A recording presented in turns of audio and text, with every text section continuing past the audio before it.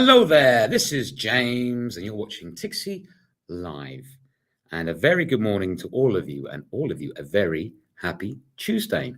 In today's program, I want to talk a little bit about how for the time being, the US dollar rally has calmed down a little bit. Seems to be taking a little bit of a breather, and a little bit more about the sterling and other events happening today. But before we get into all of that, don't forget these little videos are for educational purposes only, and in no way whatsoever should ever be taken as financial advice. I always suggest you do your own research and do your own due diligence, and of course know the risks at hand before entering any trade. With that out the way, let's get started. So, as we all know, over the last several trading sessions, the US dollar has been the one and truly king of the currency market. And it doesn't come really to me as any surprise that, bear in mind, with all the volatility and drama we've had over the last couple of trading sessions, for the time being, is having a little bit of a break. And this is what I want to sort of talk a little bit about, how long this little break will last for. And so that's what I really sort of want to dissect and have a look and really sort of ask the question, is it only temporary? Okay, which I actually think it is. The other thing, the sterling, surprisingly or not surprisingly, has edged a little higher today. After having, let's face it, two very, very bad days. What has helped a little bit is that the Bank of England has done a little bit of Bank of Japan. They pull a Bank of Japan type thing. Because as you know, yesterday afternoon, in the afternoon video I did, we were waiting to see if the Bank of England was going to comment upon comment on the recent decline of the sterling. And like I said, as we know, yesterday the sterling dropped to the all-time low during the Asian session. And the market was waiting for bated breath and was all rumors because of the real dramatic decline of the sterling, whether or not Bank of England would intervene. And we were waiting for them to comment. And they eventually did comment. But in my opinion, and though it has bought the sterling a little bit of time, and I also think the sterling's edge higher because of this comment and because of the dollar bulls having a bit of a break. I still think what they've done is done a bit of a Bank of Japan. Because those of you who watch my other videos, especially when we talk about the dollar yen, when the yen was at a 24-year high, and it still is at a 24-year high against the greenback, they did a lot of comments saying that they might do something. Or they're watching the situation very carefully. So there was a lot of talk, a lot of chatter, but they were watching the situation and they may do something, but they didn't do anything. And they were just words. It wasn't until they actually finally intervened in the FX market last week that they actually made an impact for that small period of time. It hasn't made any more impact at the moment. And we'll look at the dollar yen again in a bit. But the Bank of England has done something similar. Okay, they've said, get very similar wording as well from like the Bank of Japan, monitoring developments closely in the financial markets. Okay, very good. Monitoring. It's good to hear.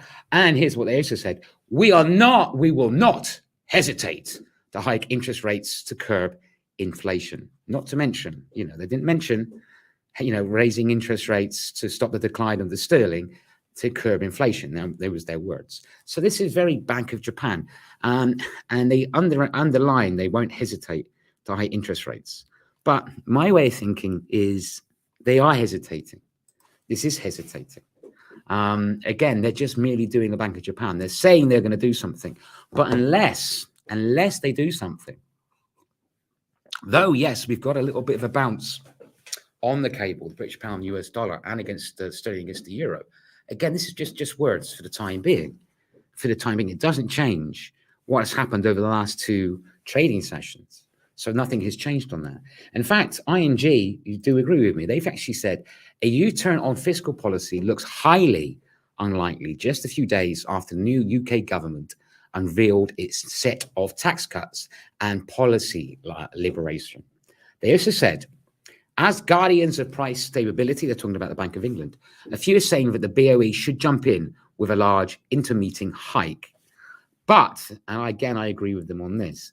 They say, we think the BOE, or the Bank of England, is too psychologically scarred from the events of 1992 to try defensively FX-related rate hikes. Basically, what happened in 1992? It was Black Wednesday. Okay, Black Wednesday. This is when the sterling basically collapsed as well, collapsed again. Not as dramatic as the declines we've seen over the last two trading sessions, but it crashed out. It basically, like I said, it did collapse quite dramatically, and it actually forced the UK government to pull out of the European exchange rate mechanism back in 1992. And it cost, they reckon, estimated between 3.14 billion that day to the Bank of England. There's the old saying that because George Soros, he did a short on the sterling, he broke the Bank of England. So they are saying basically they are a bit scared of doing any sort of FX-related intervention because what happened in 1992. But here's the thing. Even though, like I say, we're going to have a look at the sterling again in a minute, but parity is still in many people's minds, mine included, unless the Bank of England, even then the Bank of England can only buy the sterling some time, in my opinion, unless they do something. Parity is still very much a matter of time. Don't forget, yesterday I discussed how one bank is predicting that the sterling to fall to 0.9750 before the end of the year. So indeed, you know, it's unheard of to be talking about this, but it is potentially very much on the cards. It could go to parity, and many people still think it will.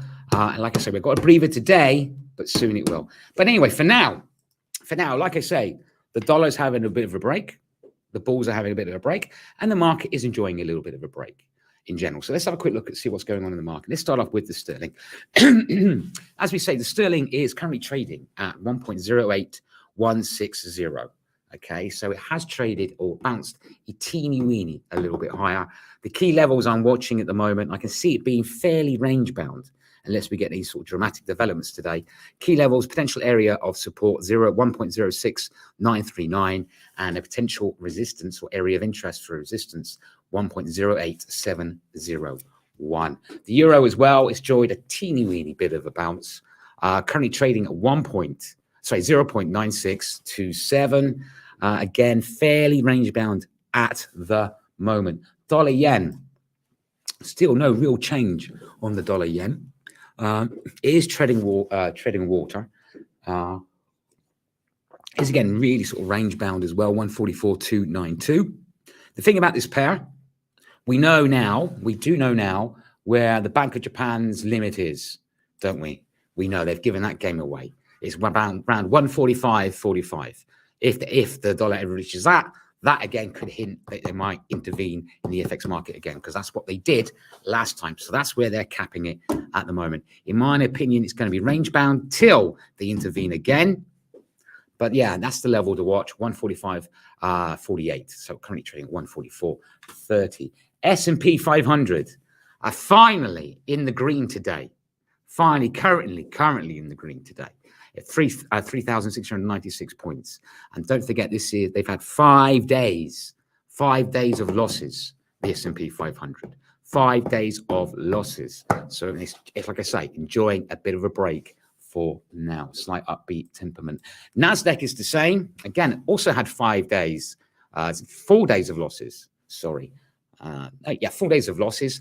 Currently trading now at 11,397 points. So again, enjoying a slight better mood in the market currently. Bitcoin as well. Look at Bitcoin. Okay, currently trading at $20,171. Key area of interest for me now is $21,937 on this. Now, I'm going to be quite interested in Bitcoin. Usually I'm not, because I'm not a crypto junkie. I'm not a big fan of cryptos in general. But I'm taking an interest in this because, yeah, look, yes, it's risk appetite. It is risk appetite. Okay, and it is a risky an asset. And what we tend to see, especially if the stock market collapses, which it has been over the last couple of sessions, okay, Bitcoin, because it's a risky asset, has been sold off. Okay, has been sold off. Actually, sorry, the first key level, looking at it clearly, is $20,355. That's the first key level of interest for me. Now, like I say, if you have a look at this on a daily, those two real bad trading days, they sort of close with gains. And though, like I say, it's a risky asset, and when you have risk off, it does tend to suffer. However, I'm taking an interest in this because I think because of the sort of like the decline of the sterling and the decline of the euro, the weak yen, and the strong dollar, Bitcoin could present a possible alternative.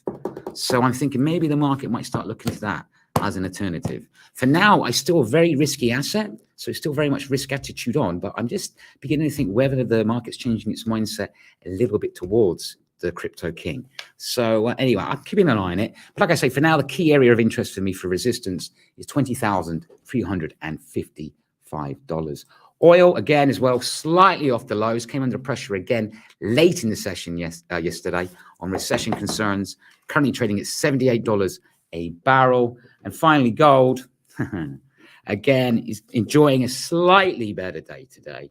$1,636. It still really needs to break $1,667 level for it to really gain any bullish momentum, in my opinion. So like I say, at the moment, the dollar bulls are having a bit of a break. They put their feet up, having a nice cup of tea and having a bit of a break. But I don't think that will last long. I really don't. I think it won't last long. Let the market enjoy a little break for now. But I think it's only a matter of time before the dollar starts gaining strength once again. Yeah, I really do. Other things coming up today.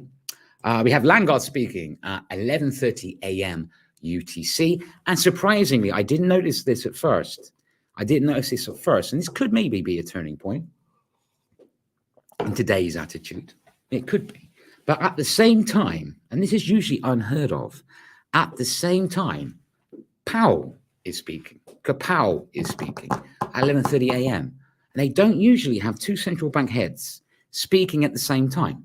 They did it a couple of weeks ago when the ECB did their interest rate decision. Remember, I did a video on that called The Battle of the Speeches, and Powell was a bit more direct. But Powell is speaking at the same time as Langard. So it's getting interesting to see both their views on that. So that'd be interesting to see. At the same time, not at the same time, so also today, we have US durable goods. That's due at 12:30 p.m. UTC. Don't forget, that's the purchase of long-term products, of lifespan of minimum of 3 years, such as cars, boats, things like that. Expectation is for it to come in negative 0.4% versus negative 0.1% previously. So that would be interesting. And something else is happening today as well, which the market is not talking about so much at the moment. But those of you who know me, those of you who have watched my videos, I keep talking about this because I think this is a story waiting to happen, and that is US new home sales due at 2 p.m. UTC. Expectation, 0.5 million. Previous number, 0.511 million. So maybe a slight decline in that. So these are the major events of the week, of course. So we got Langard speaking and Powell as well today. US durable goods, German CPI, US GDP, which I will do a watch along for, UK GDP, which I think will be really interesting, and EU CPI. As the markets currently stand, the DAX is slightly in the green at 0.31%. 1.04%. The FTSE is 0.31%. And Eurostock 50 currently trading 0.87%. Don't forget, you can ask me questions anytime you wish, or simply say hello if you like. Or share with me your opinion on the matter. What do you think? Like I say, am I wrong? Do we think we're going to have a bit of a recovery day where the, gold bulls put their feet up for the majority of the session? Like I say, US durable goods could be interesting, but the market is not so much paying attention to that. New home sales, in my opinion, is a story waiting to happen in the future. I've done quite a few videos on the US housing market because I think that is a story waiting to explode in some ways. And I'm wondering what Powell's going to say. I don't think it's anything really, I don't think it's televised. I think it's like one of these university speeches, but it'd be interesting what he says. And certainly Langard. Langard spoke yesterday and she didn't really, I mean, Langochi said that more interest rates are on its way for the ECB, but it gave the euro a little bit of a boost, but not that much. So it'll be interesting to see. But, you know, let me know your thoughts, your opinions on the matter. What do you think? You know, I mean, if you think of, like I always say, if you think of a question later, you can put it in the comment section, either on Facebook and YouTube. I will see them and I will reply to them next time I go live on air. So bear that in mind, which of course will be later today, which will be at 2 p.m. UTC, probably 2:05 p.m. UTC, because I want to see what the new home sales number is before I go live. So probably go around there just after the new home sales, because that comes out at 2 p.m. UTC. So probably go live then, just so you know. Okie doke. If there is no questions, not to worry. Like I say, don't forget, as I always say, if you're watching me on Facebook, by all means, give us a follow. If you're watching me on YouTube and you've liked this little video, subscribe if you like. Hit the notification button so you know next time when I'm going live. If you enjoyed this video and you've put up with me, my over-the-top enthusiasm for the markets, then give me one of these. It's nice to know that you like what I do. Anyway, till next time, don't forget, these little videos are for educational purposes only, and in no way whatsoever should ever be taken as financial advice. I always suggest you do your own research and do your own due diligence. And of course, know the risks at hand before entering any trade.